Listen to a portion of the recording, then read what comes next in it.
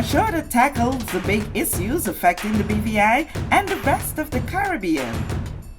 Searches for answers to today's big questions and gives viewers a unique perspective on developing stories.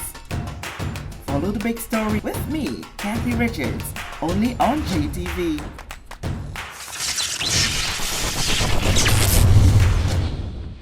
This show is brought to you by the National Bank of the Virgin Islands, Cyril B. Romney Turtola Pier Park, NV Salon, Nail Spa and Barbershop, Tisley Cross Deliciously Smooth Cider, and Digicel, simply more speed, reliability and entertainment.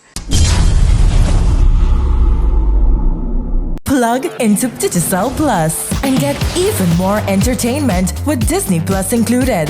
The best of Disney, Pixar,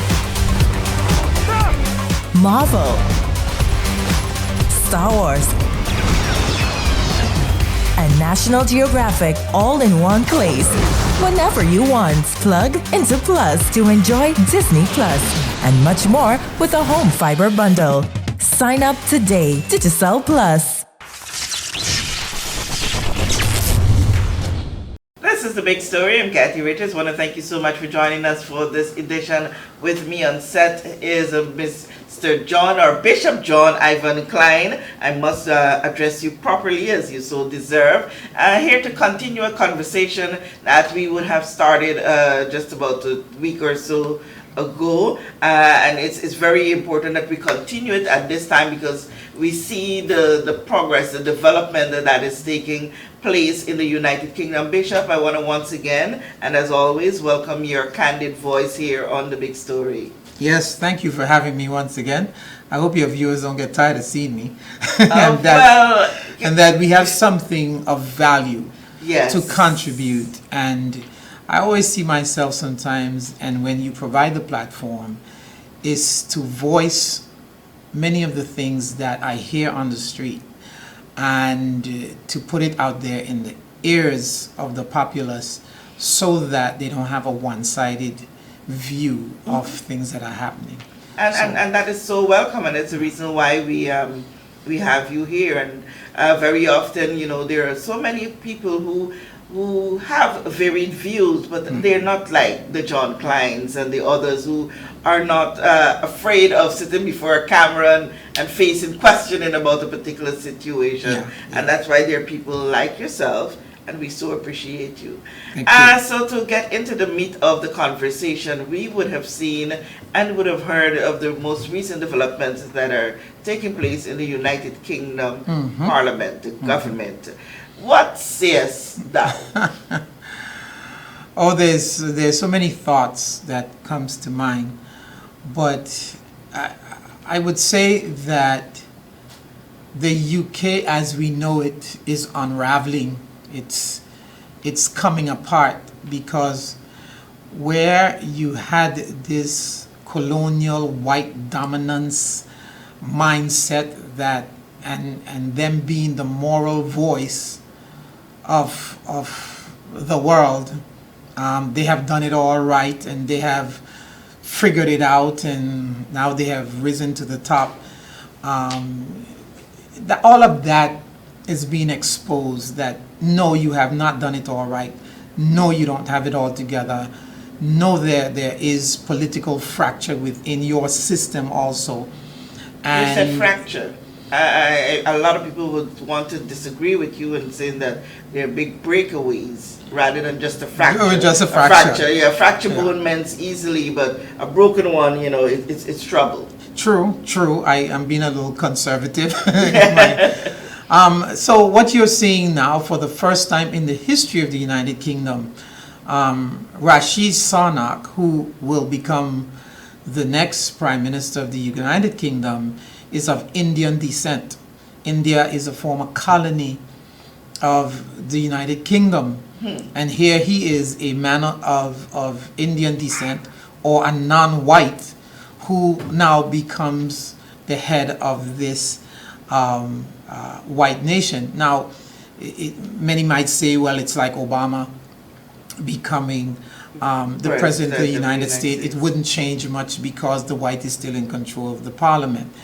But I think what we're seeing is this whole white supremacist mindset is being disassembled, that no, you are not the supreme leaders of the world, and the only reason you are where you are is because you have committed a lot of murder, you have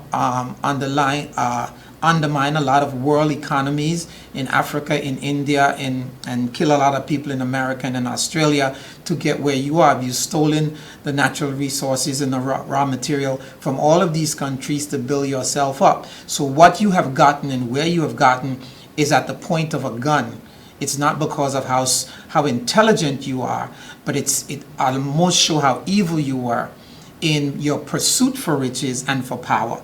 And what you're seeing now is that God is not allowing that to continue. It's being disassembled right before our eyes. And so, following our previous discourse here on the big story, someone literally sought me out to put this to me, and I'm going to put it to you. Yes. There is the feeling that, you know, Bishop is not racist, as per se racist, but has a deep art against the Caucasian side of the world. But their position is that while Bishop is feasting on the fact that the United Kingdom and the whites would have destroyed so many people, would have done so much bad, to look in some other countries, countries of predominantly the black folks, where they've been having wars among themselves and killing each other. Thousands upon thousands of people are being killed by their own. So what are you trying to establish by making this comparison of the white wanting to rule over and destroying the blacks? So the both are I think almost mutually exclusive in some regards, because I don't excuse the behavior of African nations when they fight against each other. It's steeped almost in their DNA tribalism. We saw it in the Bible days. Tribalism, the Canaanites were fighting against the Midianites, against the Jebusites, and there were all of these wars against the Jewish people and all of that. So you see tribalism in every factor. What's going on in Russia against the Ukraine? They're all white. They're fighting against each other. They're killing each other. What I say to our people is, let us not forget and let us not excuse the behavior of white people around the world.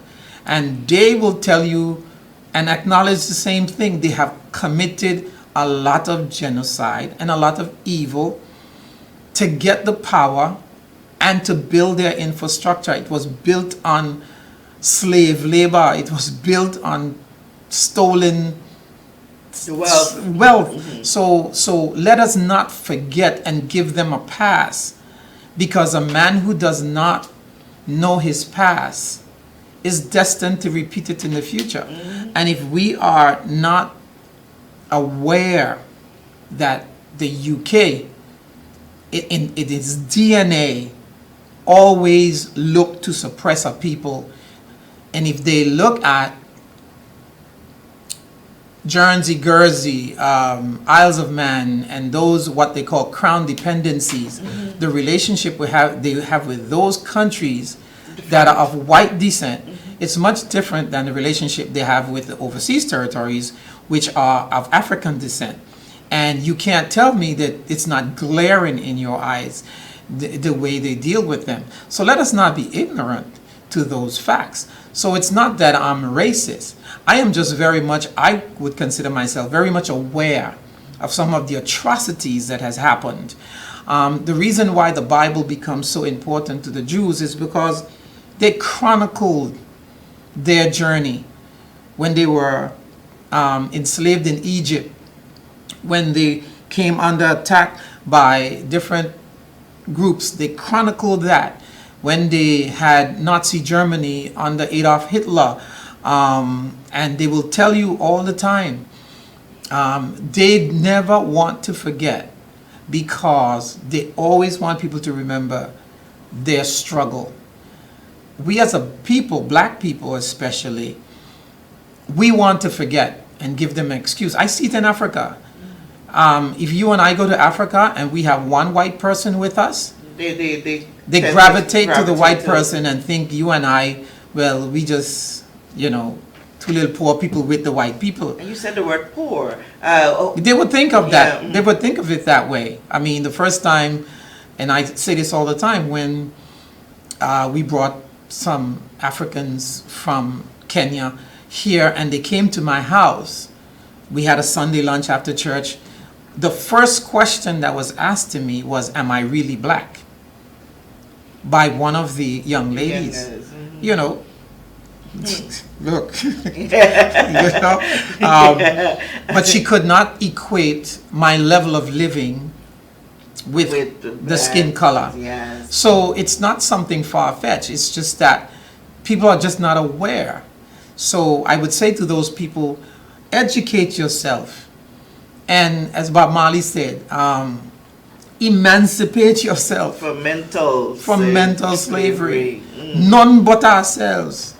That road is a mind. really long, deep road for persons for a lot of people. Because for some instances you would want to say, this is something that would have now become entrenched in DNAs where, my foreparents were this, and then my grandmother taught me this, and my great-grandmother taught this and said this. And if I dare do this in my black mother's house, I am rebuked because, this is where we came from. Yeah. So that freedom of one's mental faculty from that is a really tough one. But to take our conversation back to the other level, you can't run away from these conversations. To take us back to where we're at right now, having seen the change in government, what does this mean in your eyes for us with our government? Just recently had a conversation right here on the Big Story with Honorable Malone, and I put it to him, the very thing. Now that you see the persons who are responsible for having order in council against the Virgin Islands there in the Parliament, now showing her people are not confident in her to manage the affairs and to do good by the country. That's the very person who seemed to now have put something that we seem to have accepted to a level, when I say we, our government, in trying to not have that recommendation imposed on us. I'm glad you raised that point, because, and the key word for me that I hear out of what you just said was the word acceptable. We seem to have accepted it. But I would like to raise a question, which I don't know have been on the forefront of the minds of our political leaders or even our citizens of the British Virgin Islands, and that is the UK in violation of any international laws for having this standing order in council to suspend our constitution if we don't do this or that?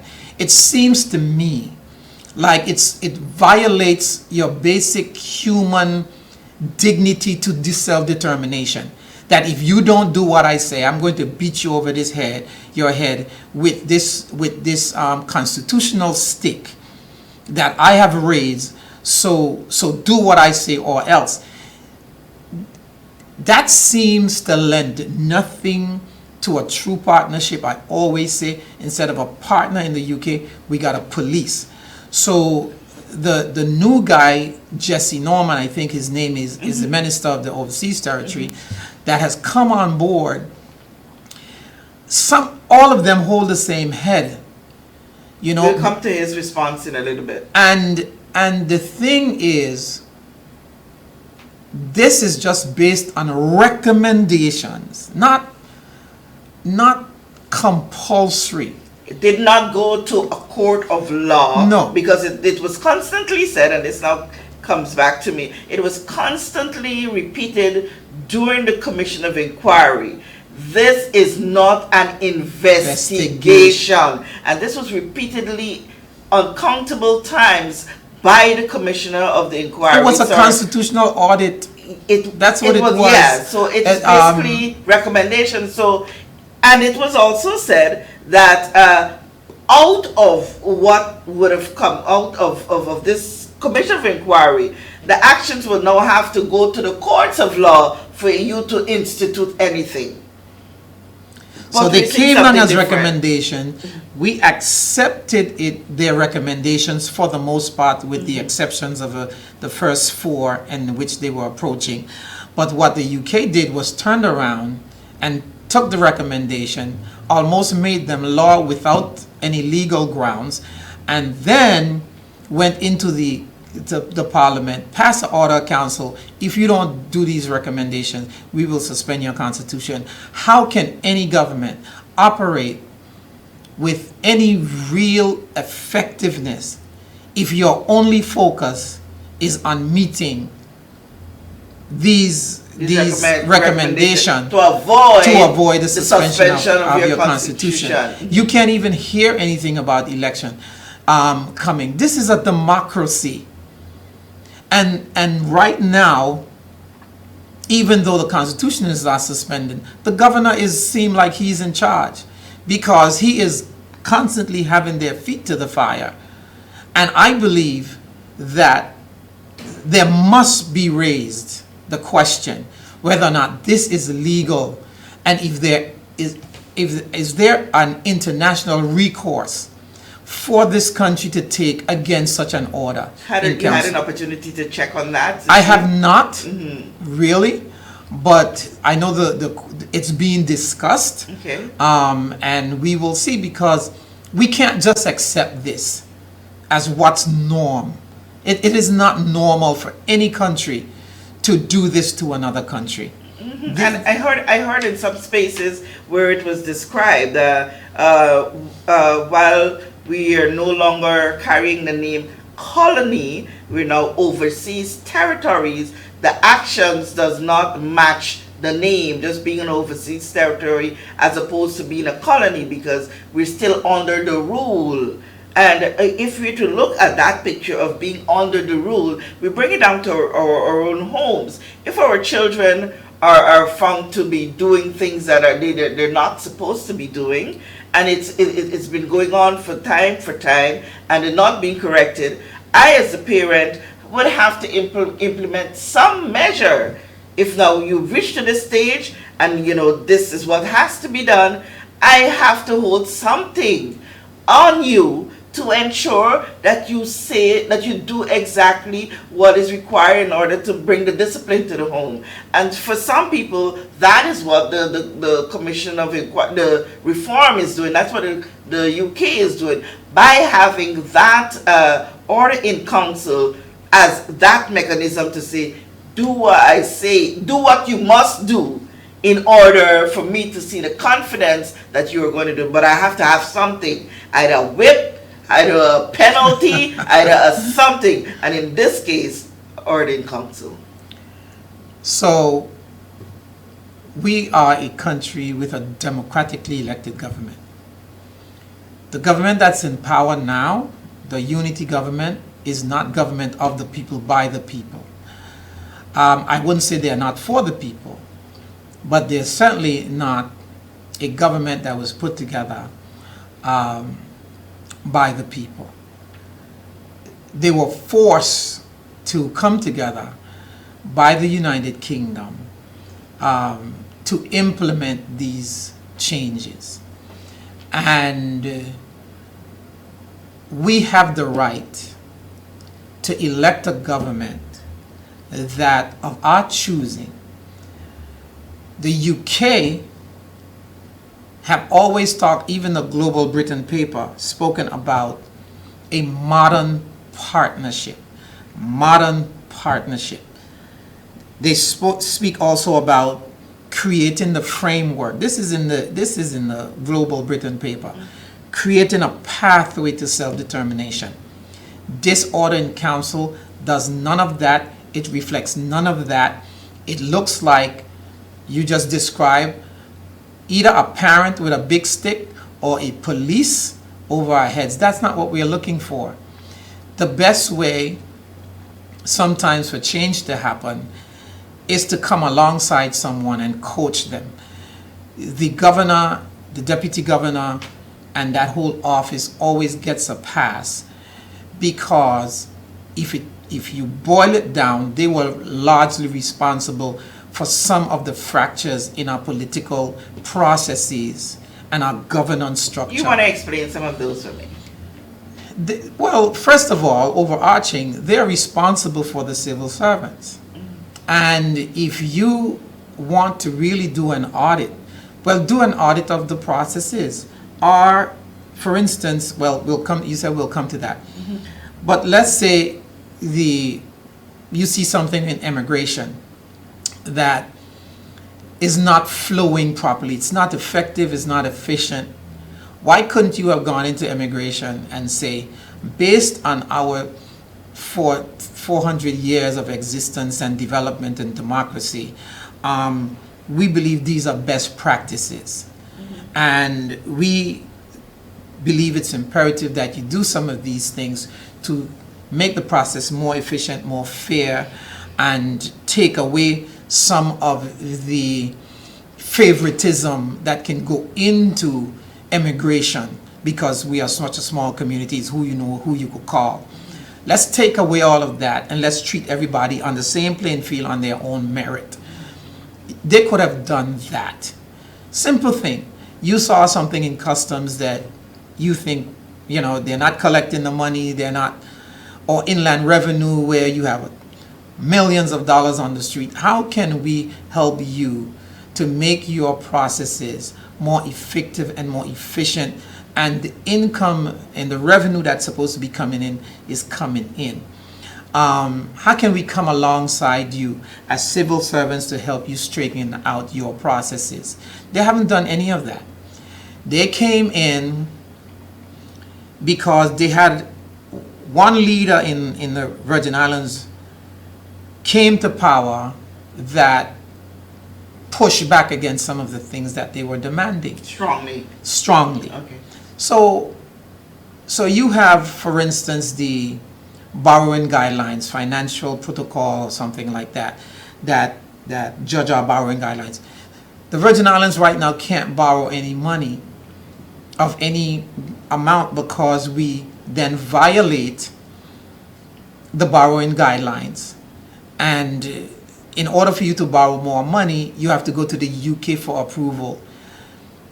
The UK is part of the problem why we are where we are. Our infrastructure is in shambles. We just paved the road, thanks be to God for that. But just about every road in the BVI, I drove down Main Street Sunday morning going on my way to church. What a mess. Just a total mess. And it's not this government.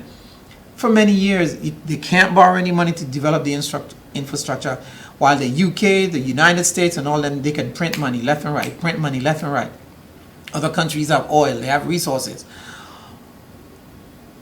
We don't have a partner in the UK.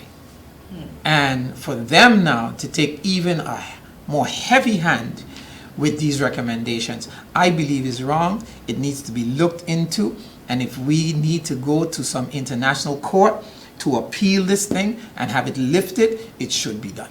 Do you think that you're seeing the support on the ground for such a position? Because like I alluded to earlier, just recently had an interview with Honorable Malone, and he seems to be thinking that people are becoming the wiser now with the constant education that is taking place, and even to the response that came from Minister Norman to the governor's report. People are paying attention to certain key language, phases, coin of sentence in that response. There's nothing like an informed population. And for too long, as BV Islanders, Virgin Islanders, we've had our heads stuck in the sand. We elect people, we put them there, they become little gods, they want to tell us what to do, they ignore our calls, they don't listen to any sound advice, and they go on and do what they want to do, and we are left in the dark. Now, we are waking up. And with shows like this, it puts it out there to send people. The internet has a whole bunch of information, and people just have to have the interest in their country to go look and search and see. And with that educational piece, this is education right here that you're doing. People are becoming more aware and are more apt now to stand up for what they believe is right. Stand up for the good of your country. Stand up for the good of the generations that will follow you, and not let us ever become black men in white hands. What are your reactions to Minister Norman's response to the governor's report? I think the way the report was written from the governor gives Norman, Jesse Norman, Right Honorable Jesse Norman, the impetus for his response. And the governor, while stating that progress have been made, but pick on this one thing that is still a sticking point. I don't know why it's a sticking point for the government. All of us want transparency. There are some, whether it's a limit on what goes to tender, whether that needs to be reduced, whether it needs to go before some board to say, listen, because of this situation here, whether it's emergency, we need this approved quick, we need this done without the tender process, so it's transparent. Whatever needs to be done, that can be done. For me, it doesn't seem like the governor is willing to listen to such suggestions from the government as to why this sweep of the tender process needs to be carefully vetted so that we can come up with a workable solution within the context of governance in the Virgin Islands.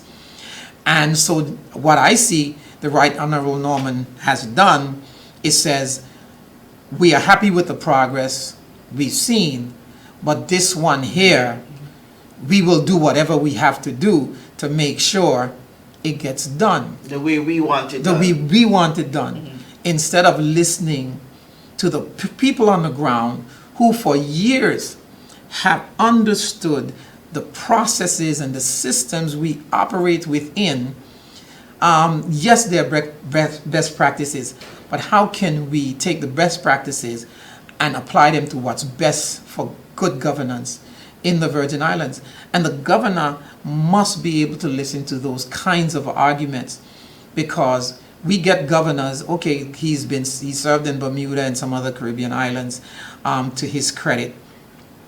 But oftentimes we get governors who don't understand our culture, don't understand our people, don't understand our ways. And I think that's a disadvantage to us. The Virgin Islands is unique. It is. So whether you would have been to Bermuda, Antigua, Guyana, Jamaica, wherever, the Virgin Islands is a unique place. It's a unique place. And like we've always said, we believe there are things in the recommendations that's necessary. If we're heading towards self-determination, these things had needed to be straightened out, or else we will have political anarchy. And we will have runaway trains. Yeah, and say what you will, persons are still insisted that this order in council must be removed. It must be removed. And persons are even using the strong words as immediately. It must be removed. And whatever I believe this country, our leaders have to do to investigate the legitimacy of it on an international level, whether it violates any decolonization treaties, or we need to do whatever we have to do and have it removed. It is not in the best interest of good governance in the Virgin Islands. How do we get this message to Jesse Norman when he gets here this weekend? That's a good question. I didn't even know he was coming this weekend. Oh yes, he is. No, I didn't. So I thought that when the governor did announce it at a press conference last week, that he's going to be coming this week. And subsequent, I think it was 2 days or so after, the following day, when we heard Liz Truss' resignation. And so in my mind, that okay, now this has happened. This means another shift with Jesse's office as well. And let me put the handles properly. The honorable, or The right honorable. The right honorable Jesse Norman's position. Yeah. But I subsequently understand that that's a stay as is right now, and there has not been any shift in the plans for him to be here on Thursday and Friday. Yeah, because the Conservative Party is still in power. The fight is really over who leads the party, because who leads the party becomes the prime minister. It was very hard for them to accept Sanak as the better candidate out of him and Liz Truss. It's very hard for people of color to lead white people, and people might say I'm racist. It's just the way it is. They don't follow good. I mean, I see it in church. Even in America, you would have 100 black people going to a white church of 300. You will never see that if it's a black pastor. You're not going to see it. So it's hard for them to follow. But now they find out that Liz Truss was a bully. She bullied us into this order of council. But we have praying people in this territory. And if it wasn't for the prayer of the saints, I believe we would be worse off. So the church must keep praying, and the people who know their God will do, the Bible says, will do exploits. And anyone who come up against praying people will fall. And that's what we see Liz Truss, that you come up with these very acrimonious, archaic rule that you want to hold a stick over her hand like a Bill Clinton because she's a big bad wolf, and you go in there and can't even run your own affairs, can't even get the trust of your people. What we can't do, God will bring down, and He'll do it faster than we can. To your question, how can we get this message to the people are in the room? The people who see this program, they need to call their elected representative, whether district or at large, those who have the ears of the premier, and say, when you go into this room, this is one of the things they're gonna have. They're gonna have their set of things they want. This is what we want. This is what the people of the Virgin Islands want. We do not want this colonial, constitutional stick hanging over our heads. Please. This is duress. We are governing under duress, Mr. Minister Norman, and we need it lifted. We need it to go away, and you can make it go away. I'm getting the feel from some people on the ground that the way that the people need to have their voices heard by the Right Honorable Jesse Norman is the very way the message was heard by Amanda Millen when she came, where the people met her in an indirect fashion by their presence, with black cards and all of that. This is what you think is likely to happen or should happen? I don't think the atmosphere is conducive right now for it. The people don't know enough. We hear a lot of things, and I've said to the Premier all the time, if you want to take a position, don't be afraid to take the position if it's in the best interest of the country. Just let us know. Let us know what you're doing, and we'll back you up.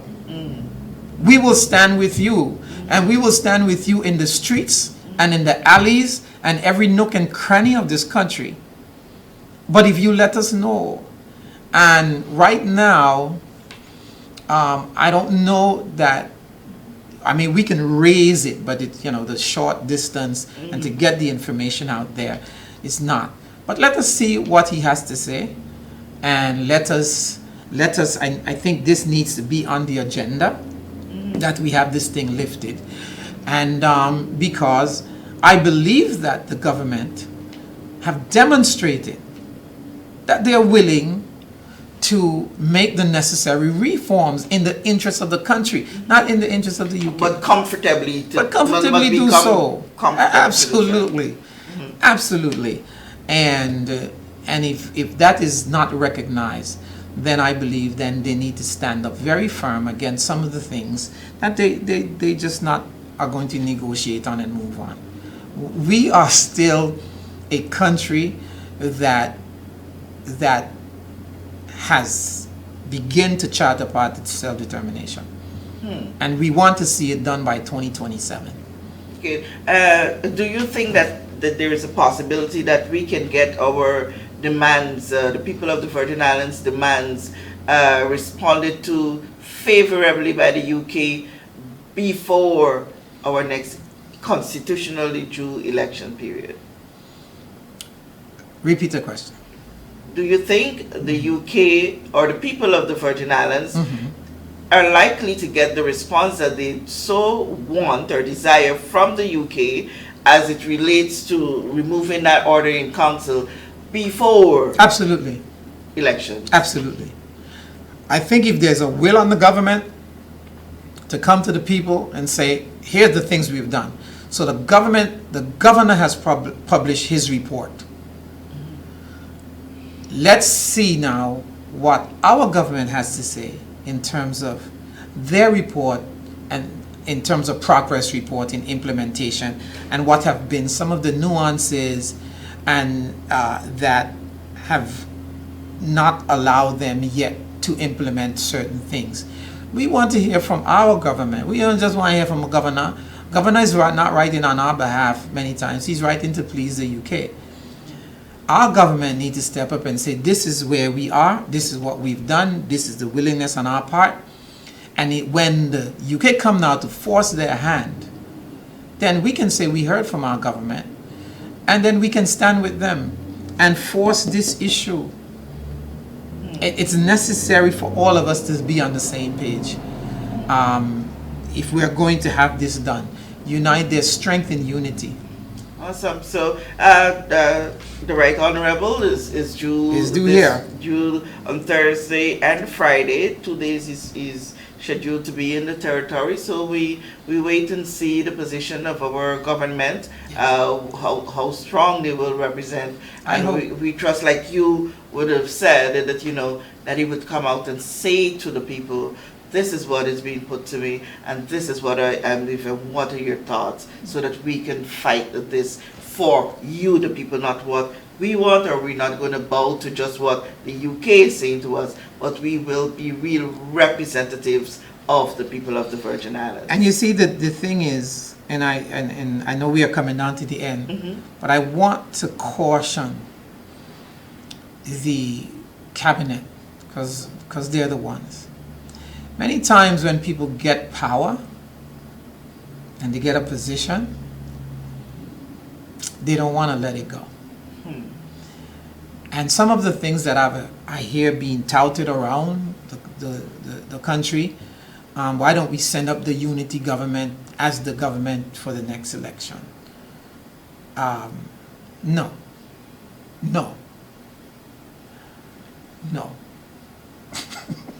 That's emphatic. Yes, because to me there's an element of power, not grabbing, but power hoarding. Because I have this seat and I have this position, I want to keep it. And if we go up as such, I can keep my little position. You're not thinking about the well-being of the country as much as you're thinking about your own position and saving your own political skin. I want to caution against that. So when they go into that room, this is my point, I hope they don't go in there with that position. Go in there to represent the people who send you. I want you to hold on that point too. When we meet again, we'll talk about that in a different light. when it comes to wanting to hold the power as to whether or not it is for the best representation of the people of the Virgin Islands as a government. Yes. Bishop John Ivan Cline, before we go, I want you to just give a quick roundup on your thoughts of what we would have experienced only just Friday night.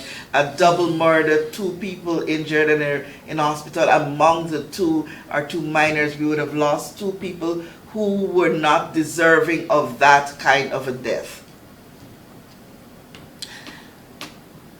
It is a sad state of affair that we find ourselves, but we didn't just get here overnight.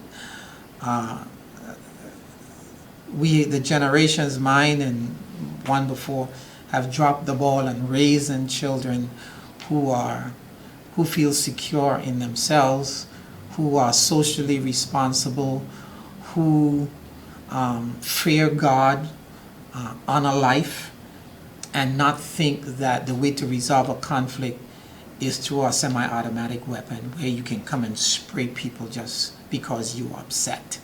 And it's really a sad place we find ourselves.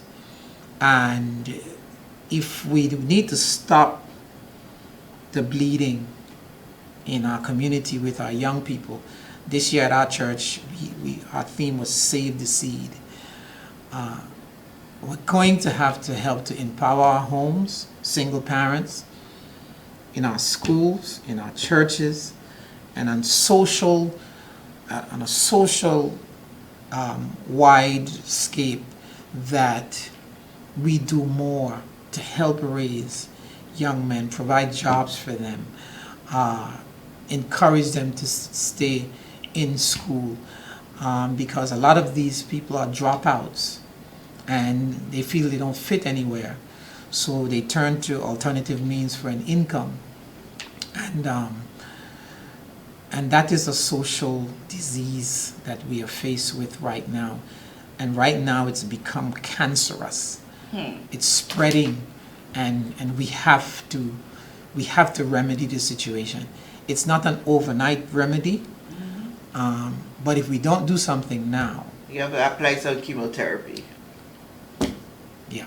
Thank you so much, Bishop Cline. Let's pray. Yes, and our condolences go out to the families who would have lost their loved ones, and to those who are hospitalized. We wish them a speedy recovery. And Bishop Cline, as always, thank you so much for your time and for being such a candid voice. And to you, thank you for your listening ears. I am Kathy Richards. Thank you for joining us for this edition of The Big Story.